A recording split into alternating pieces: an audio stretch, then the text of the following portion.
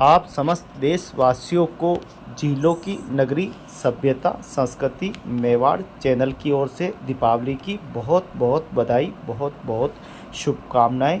दीपावली का ये पर्व आइए बड़े धूमधाम के साथ मनाएं और हमारे देश की संस्कृति को ध्यान में रखते हुए इनको कला को प्रोत्साहित करते हुए शिल्प कलाकार और जितने भी मिट्टी से बने हुए बर्तनों का दीपों का आप सभी प्रयोग करें ताकि इन कलाकारों को भी प्रोत्साहित मिल सके। इसी भावनाओं के साथ झीलों की नगरी सभ्यता संस्कृति में चैनल आप सभी को संस्कृति से और कलाओं से जोड़ने के लिए, आप सभी को प्रेरित करने के लिए और सनातन संस्कृति और सभ्यताओं की इस विरासत को बचाने के लिए लगातार प्रयास कर रहा है। आप सभी जुड़े, आप सभी को दीपावली की बहुत बहुत शुभकामनाएं। ये दीपक सही है, मौन में ये मोमबत्तियाँ था उन्हीं रहे, ये तो ये सही रहे उपयोग करें। तो आप देख रहे हैं उदयपुर के ये कुम्हारवाड़ा है और कुम्हारवाड़ा प्रजापत समाज कालांतर से ये काम करता आया है और लगातार आज भी इस प्रकार से मिट्टी के पूरा जो क्षेत्र देख रहे हैं किस प्रकार से मिट्टी को गलाई जाती है, फिर उसके बर्तन जो है वो बनाए जाते हैं और कई वैरायटी इसमें देखो आप। और ये मिट्टी के बर्तन 12 ही महीने अलग अलग त्योहारों पे अलग अलग कार्यक्रमों में काम आने वाले सभी मिट्टी के बर्तन हैं। तो खुशियों की ये दीपावली आपके लिए बहुत ही मंगलमयी हो। ये देखिए गणेश जी की जब शादी होती है तब इस तरह के मटके का उपयोग होता है। अलग अलग त्योहारों पे अलग अलग प्रकार के मिट्टी के बर्तनों का उपयोग होता है। मिल रहे हैं ललित जी प्रजापत साहब, पूर्व पार्षद नगर निगम उदयपुर। देखिए कि अपने हाथों से किस प्रकार से दिवाली के ये मिट्टी के जो है बर्तन दिए और अलग अलग बनाते रहते हैं। पारंपरिक आपका सदियों से पूर्वजों का यही काम रहा है और इसी काम से जुड़े हुए हैं। दिवाली की बहुत बहुत बधाई, बहुत बहुत शुभकामनाएं। तो देखिए हर चीज़ को गढ़ने के लिए कितनी मेहनत करनी पड़ती है, उसी प्रकार से मानवता को गढ़ने के लिए भी इंसान को बहुत ही मेहनत करनी पड़ती है। जन्म से माँ के पेट से तो सब एक ही तरह से जन्म लेते हैं, लेकिन जैसे जैसे संस्कार उसको मिलते हैं वैसे वैसे वो ढल जाता है, वैसे वैसे वह अपनी प्रतिक्रिया करता है। अच्छे संस्कारों में गिरता है तो अच्छे संस्कार मिलते हैं और गलत संस्कार दे दिए जाए तो फिर विनाश हो जाते हैं। इसी प्रकार से दीपावली हमारा खुशियों का पर्व है और इस पर्व को आइए सब मिलकर बड़े प्रेम के साथ खुशियों के साथ मनाएं और ऐसा व्यक्ति के व्यक्तित्व को गढ़ें कि युगों युगों तक उसकी गाथाएं गाते रहें। आप स्वयं पार्षद रहे हैं नगर निगम में और बिल्कुल कभी भी आपके मन में ये नहीं आया कि मैं ये छोटा काम, छोटा नहीं, कला है ये और ये कला अमूल्य होती है और ये हर किसी के हाथ में नहीं होती है। हम सब धरती से चले जाएंगे, कला ही हमेशा जीवित रहने वाली है। किस प्रकार से पार्षद महोदय अपने हाथों से इस मिट्टी के बर्तन को गढ़ते हुए दीपावली की इस खुशियों में आइए चार चांद लगाएं और इस समाज की ऐसी रचनाएं गढ़ें कि युगों युगों तक लोग याद करें।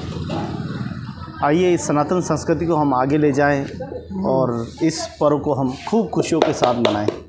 आइए मिलते हैं हम पार्षद महोदय से और आइए दीपावली के इस शुभ अवसर पर क्या कुछ वो अपना संदेश देना चाहते हैं। मैं कुमारवाड़ा निवासी ललित कुमार प्रजापति। मैं जनता में ये संदेश देना चाहता हूँ कि माटी कला दिन पे दिन लुप्त होती जा रही है।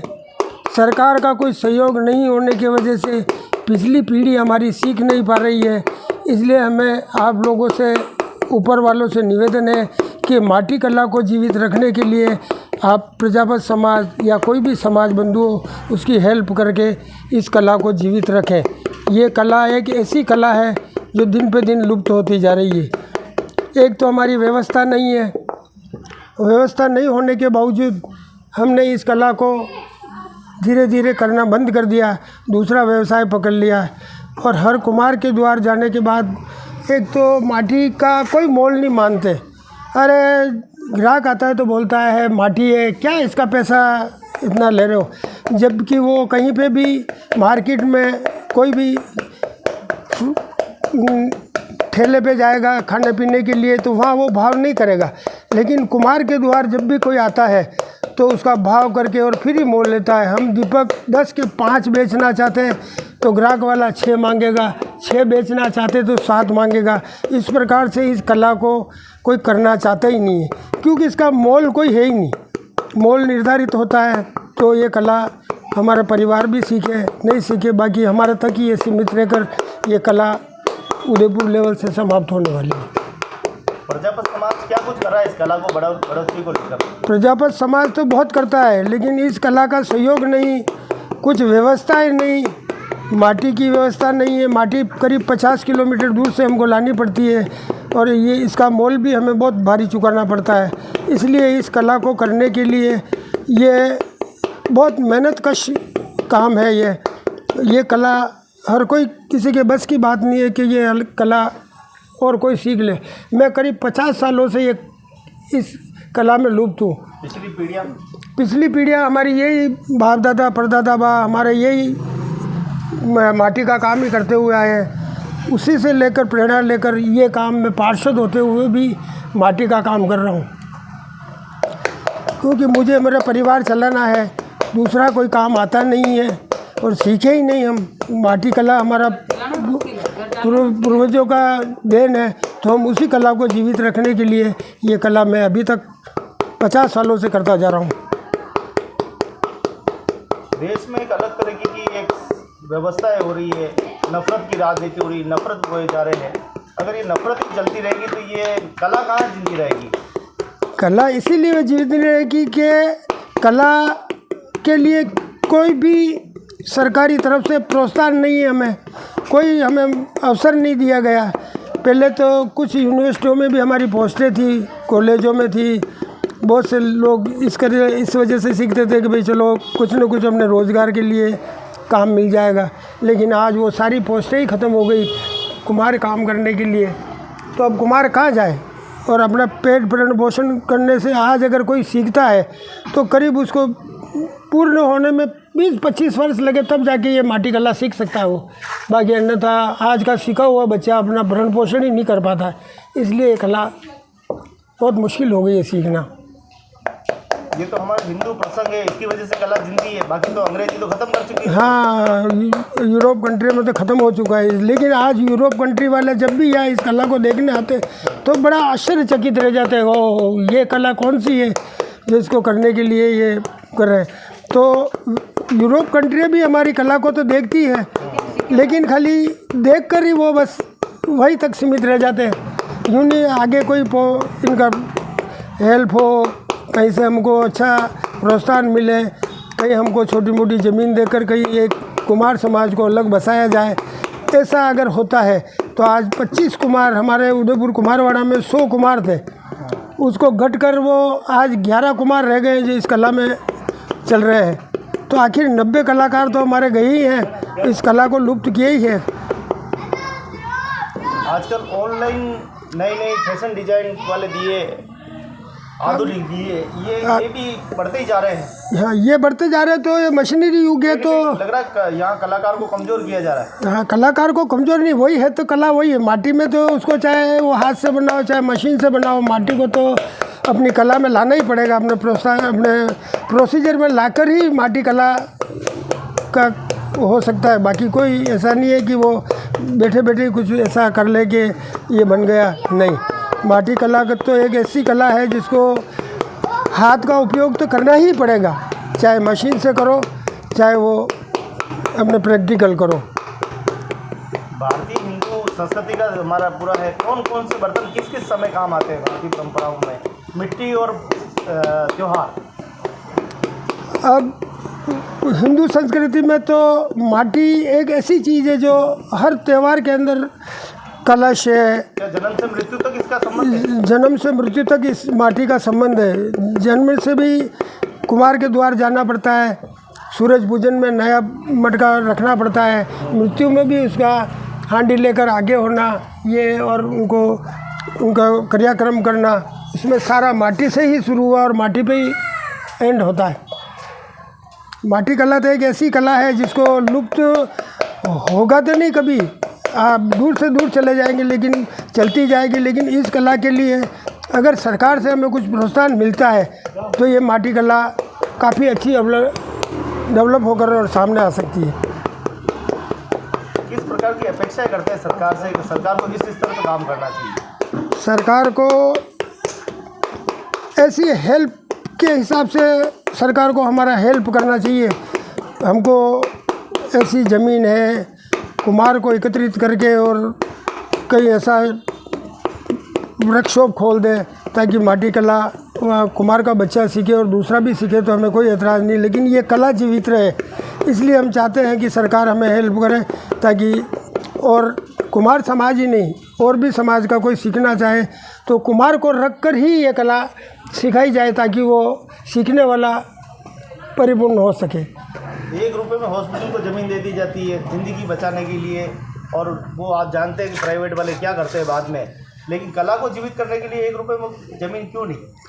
तो यही तो हमारा कहना है कि हमें भी गवर्नमेंट ऐसी सुविधाएं करे जो ताकि कुम्हार समाज का एक बच्चा, एक हर परिवार से एक बच्चा सीख कर और जनता के सामने अपना प्रदर्शन करे। बहुत बहुत धन्यवाद। बहुत बहुत धन्यवाद ललित जी प्रजापत साहब का, जिन्होंने हमारे साथ में कहा। वास्तव में ये देश का हमारा दुर्भाग्य है कि जो कला है, जिस कला ने इस भारत को अपनी पहचान दी है, जिस कला के माध्यम से आज देश दुनिया में सनातन संस्कृति का प्रचार हो रहा है। आप देखिए कि यूरोप में रहने वाले प्रिंस जैसे रामदेव जी के भजन बोलने लगे हैं, इस संस्कृति को समझने लगे हैं। इतनी प्राचीन संस्कृति लुप्त न हो जाए। आज बता रहे हैं कि इसमें एक समय था जब सैकड़ों लोग यहाँ रहा करते थे, सैकड़ों लोग यहाँ इस कला से जुड़े हुए थे, लेकिन धीरे धीरे सरकार की नाकामियों के कारण उनका जो है कहीं न कहीं दूसरे रोज़गारों में पतन हुआ और इस रोज़गार में अब कुछ गिने चुने परिवार रह गए हैं। अगर आने वाले समय में इस कला को जीवित नहीं रखा तो ये कला फैक्ट्रियों में चली जाएगी और एक बार फिर बड़ी बड़ी कंपनियों के ये अधीन हो जाएगी और हम उसी पर निर्भर हो जाएंगे। जैसे आज हम जियो, एयरटेल जैसी कंपनियों पर निर्भर हो गए, वैसे ही एक तरह का ये हो जाएगा। वास्तव में कला को जीवित रखने के लिए सरकार को प्रोत्साहित करना चाहिए। हर कला क्षेत्र में सरकार को ज़मीन उपलब्ध कराए, अच्छे से मार्केट बनाए और लोगों को आत्मनिर्भर बनाने के गुण सिखाए, न कि जातिवाद, सांप्रदायिकतावाद। इससे हटकर सरकार को रोज़गार की बात करनी चाहिए। रोज़गार हर वर्ग को मिले, चाहे वो हिंदू हो, मुस्लिम हो, सिख हो, ईसाई हो, किसी भी धर्म का रोज़गार और कौशल और कला किसी की जाति नहीं देखती, वो कला अपने आप में पूर्ण होती है। इसलिए सरकार को वास्तव में सोचना चाहिए। और आप पूर्व में भी जनप्रतिनिधि रहे हैं तो आपने काफ़ी सेवा करने का मौका मिले और काफ़ी राजनीति को और काफ़ी इस समाज को और इस कला को काफ़ी गहराई से समझ पाए हैं और आपने अपने दर्द भी बयां किया है। दीपावली के पर्व पर मैं इतना सा गुजारिश करूंगा चैनल के माध्यम से कि आप सरकार के जो भी नुमाइंदे सुन रहे हैं, कृपया करके बड़ी बड़ी होटलों को तो आप ज़मीन दे देते हैं, बड़े बड़े मॉलों को दे देते हैं, कभी इन कलाकारों को भी थोड़ी सी ज़मीन दे दीजिए। और कभी बड़े बड़े हॉस्पिटलों को जो आप 1-1 रुपये में फ्री में बड़ी दया दिखाते हैं, इन कलाकारों को भी दीजिए। ये कलाकार अगर जिंदे नहीं रहेंगे तो आपके हॉस्पिटल भी कहाँ जीवित रहने वाले हैं। तो कृपया करके अच्छे डिसीजन लें, अच्छी न्याय प्रणाली बनाएं, अच्छी कार्य प्रणाली बनाएं और इस भारत को सशक्त और उन्नत और विश्व गुरु बनने में सहयोग करें। ये कला ही हम भारतीय कलाकार इसीलिए कहते हैं क्योंकि प्राचीन काल में हम पढ़ते हैं हड़प्पा जैसी सभ्यताओं में सबसे पहले अवशेष हमारी ही अपनी भारत की इस भूमि पर, धरती पर मिले थे, जिसके माध्यम से कला का एक स्वरूप हुआ, कला जीवित हुई और कला निरंतर हज़ारों वर्षों से कला अपनी पकड़ बनाए हुए हैं। देश और विदेश के लोग कला सीखने के लिए हमारे भारतीय परंपरा में भारतीय लोगों के बीच में आगे सीखते हैं।